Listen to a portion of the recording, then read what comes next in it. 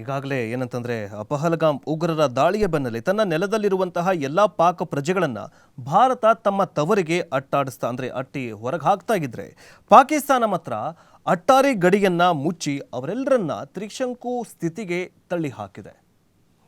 ಪ್ರತೀಕಾರದ ರಾಜತಾಂತ್ರಿಕ ಕ್ರಮದ ಭಾಗವಾಗಿ ಏಪ್ರಿಲ್ 30ರೊಳಗೆ ಭಾರತದಲ್ಲಿ ಇರುವಂತಹ ಎಲ್ಲ ಪಾಕಿಗಳಿಗೆ ವಾಘಾ ಬಾರ್ಡರ್ ಮೂಲಕ ಭಾರತ ತೊರೆಯುವಂತೆ ಸರ್ಕಾರ ಆದೇಶ ಹೊರಡಿಸಿದೆ. ಆದರೆ ಇದೀಗ ಅವರಿಗೆ ಭಾರತ ಬಿಡೋದಕ್ಕೆ ಇನ್ನಷ್ಟು ಕಾಲಾವಕಾಶವನ್ನು ನೀಡಿದಂತಹ ಭಾರತ ಸರ್ಕಾರ ಆದೇಶವನ್ನು ಹೊರಡಿಸಿದೆ. ಏನಂದರೆ 27, 28, 29ನೇ ತಾರೀಕು ಯಾರೆಲ್ಲ ಭಾರತದಲ್ಲಿ ಪಾಕಿಸ್ತಾನಿಗಳಿದಾರಲ್ಲ ಅವರೆಲ್ಲರೂ ಕೂಡ ಜಾಗ ಖಾಲಿ ಮಾಡಬೇಕು, ನಿಮ್ಮ ಊರಿಗೆ ಹೋಗಬೇಕು, ನಿಮ್ಮ ದೇಶಕ್ಕೆ ಹೋಗಬೇಕು ಅಂತ ಸರ್ಕಾರ ಆದೇಶವನ್ನು ಹೊರಡಿಸಿತು. ಆದರೆ ಈಗೇನಾಗಿದೆ ಅಂತಂದರೆ ಏಪ್ರಿಲ್ 30ರೊಳಗೆ ನೀಡಬೇಕಾಗಿತ್ತು, ಆದರೆ ಇನ್ನೊಂಚೂರು ಕಾಲ ಬೇಕು ಅಂತ ಕಾಲಾವಕಾಶವನ್ನು ಕೊಟ್ಟಿದೆ. ಆದರೆ ಪಾಕಿಸ್ತಾನ ಮಾತ್ರ ಅಟ್ಟಾರಿ ಗಡಿಯನ್ನು ಗುರುವಾರ ಬೆಳಗ್ಗೆ 8 ಗಂಟೆಗೆ ಬಂದ್ ಮಾಡಿ ಮಹಿಳೆಯರು, ಮಕ್ಕಳು, ವೃದ್ಧರು ಸೇರಿದಂತೆ ಅನೇಕ ಪಾಕ್ ಪ್ರಜೆಗಳು ನೆಲದಲ್ಲಿಯೇ ಅಲ್ಲೇ ಉಳಿದುಕೊಳ್ಳುವಂತಹ ಪರಿಸ್ಥಿತಿ ನಿರ್ಮಾಣವಾಗಿದೆ. ಇದು ಪಾಕಿಸ್ತಾನದ ಪಾಲಿಗೆ ಮುಜುಗರದ ಸಂಗತಿ ಅಂತ ಜನ ತೆಗಳ್ತಾಗಿದ್ದಾರೆ. ತಮ್ಮ ಪಾಕಿಸ್ತಾನದ ಪ್ರಜೆಗಳನ್ನು ಪಾಕಿಸ್ತಾನಕ್ಕೆ ಎಂಟ್ರಿ ಕೊಡ್ಕೊಳ್ಳೋದಕ್ಕೆ ಪಾಕಿಸ್ತಾನಕ್ಕೆ ರೆಡಿ ಇಲ್ಲ. ಪಾಕಿಸ್ತಾನಿ ಪ್ರಜೆಗಳನ್ನು ಬಿಡಿ, ಕಾರ್ಗಿಲ್ ಯುದ್ಧದ ಸಂದರ್ಭದಲ್ಲಿ ಅಂದರೆ 1999 ಮತ್ತು 2000ನೇ ಇಸ್ವಿಯಲ್ಲಿ ಒಂದು ಕಾರ್ಗಿಲ್ ಯುದ್ಧ ನಡೆಯುತ್ತಲ್ಲ, ಆ ಸಂದರ್ಭದಲ್ಲಿ ಸೇನಾ ಮುಖ್ಯಸ್ಥ ಆಗಿದ್ದ ಇದೇ ಪರ್ವೇಸ್ ಮುಷರಫ್ ಏನಾಗತ್ತಂತಂದರೆ ಕೆಲವೊಂದಿಷ್ಟು ಪಾಕಿಸ್ತಾನಿ ಸೈನಿಕರು ಭಾರತದಕ್ಕೆ ಎಂಟ್ರಿ ಕೊಟ್ಟಾಗ ಅವರನ್ನು ಭಾರತ ಸೈನಿಕರು ಲಾಕ್ ಮಾಡ್ತಾರೆ.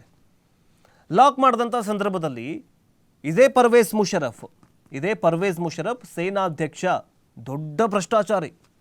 ಯಾರ್ಯಾರು ಮತ್ತೊಂದು ಏನಂತಂದರೆ ಈ ಪಾಕಿಸ್ತಾನ ಸೈನಿಕರು ಪಾಕಿಸ್ತಾನದಲ್ಲಿ ಭ್ರಷ್ಟಾಚಾರ ಯಾರು ಮಾಡ್ತಾರೆ ಗೊತ್ತಾ? ರಾಜಕಾರಣಿಗಳು ಒಂದು 50-70% ಮಾಡಿದ್ರೆ ಸೇನಾಧ್ಯಕ್ಷ ಆಗಿರ್ತಾನಲ್ಲ ಅವನೇ, ಈಗೇನು ಮುನೀರ್ ಇದನ್ನಲ್ಲ ಅವನು ಅಷ್ಟೇ ದೊಡ್ಡ ಭ್ರಷ್ಟಾಚಾರಿನೇ.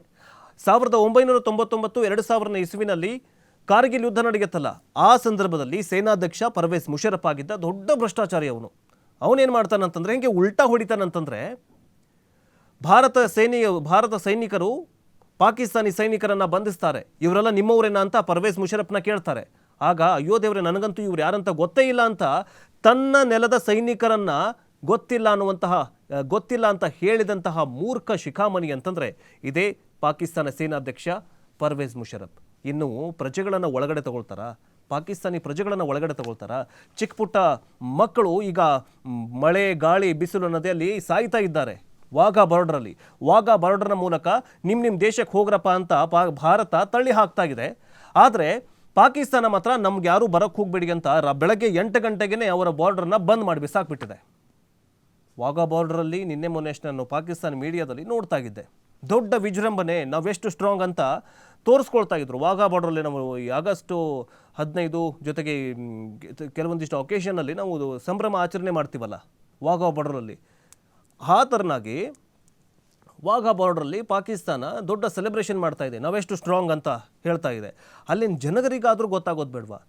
ಅಲ್ಲ ಕಣ್ರೆ, ಅದು ನಮ್ಮ ಜನ, ಪಾಕಿಸ್ತಾನಿ ಜನರು ಭಾರತಕ್ಕೇನೋ ಕೆಲಸಕ್ಕೆ ಹೋಗಿದ್ರು, ಯಾರೋ ರೋಗಿಗಳು ತಮ್ಮ ಮಗುಗೆ ಚಿಕಿತ್ಸೆ ಕೊಡೋಕೆ ಹೋಗಿದ್ರು, ಅವ್ರನ್ನ ಒಳಗಡೆ ತಗೊಳ್ಳಿ ಅಂತ ಹೇಳುವಂತಹ ಬುದ್ಧಿನೂ ಬೇಡವಾ ಅವ್ರಿಗೆ ಅಂತ ಅಲ್ಲಿನ ಮಾಧ್ಯಮಗಳು, ಪಾಕಿಸ್ತಾನಿ ಮಾಧ್ಯಮಗಳು ಹೆಂಗೆಲ್ಲ ತಿರುಗಿಸ್ತಾ ಇದ್ದಾವೆ, ತಮ್ಮ ತಪ್ಪುಗಳನ್ನು ಮುಚ್ಚಿಟ್ಟುಕೊಳ್ತಾ ಇದ್ದಾವೆ. ಇದನ್ನು ಕೂಡ ಅವ್ರಿಗೆ ವರದಿ ಮಾಡಬೇಕಲ್ವಾ ಅಲ್ಲಿನ ಪಾಕಿಸ್ತಾನಿ ಮಾಧ್ಯಮಗಳು. ಆದರೆ ಈಗ ಅಂದರೆ ಅಟ್ಟಾರಿ ಬಾರ್ಡರನ್ನು ಪಾಕಿಸ್ತಾನ ಬಂದ್ ಮಾಡಿ ಈಗ ಏನಂತಂದರೆ ತನ್ನ ಪಾಕಿಸ್ತಾನದ ಪ್ರಜೆಗಳನ್ನೇ ಅತಂತ್ರ ಮಾಡಿ ಹಾಕಿದೆ ಪಾಕಿಸ್ತಾನ. ಅಂದರೆ ಇನ್ನು ಪಾಕಿಸ್ತಾನನ್ನು ತನ್ನ ಪ್ರಜೆಗಳೇ ಈಗ ಇದೇ ನವಾಜ್ ಶರೀಫ್ ಅವರ ವಿರುದ್ಧ ಆಕ್ರೋಶವನ್ನು ವ್ಯಕ್ತಪಡಿಸ್ತಿದ್ದಾರೆ. ಇನ್ನು ವಿಶ್ವದ ಜನ ಏನು ಮಾಡಬೇಕು? ಇನ್ನು ಪಾಕಿಸ್ತಾನದ ಮೇಲೆ ಭರವಸೆ ಇಡಬೇಕಾ?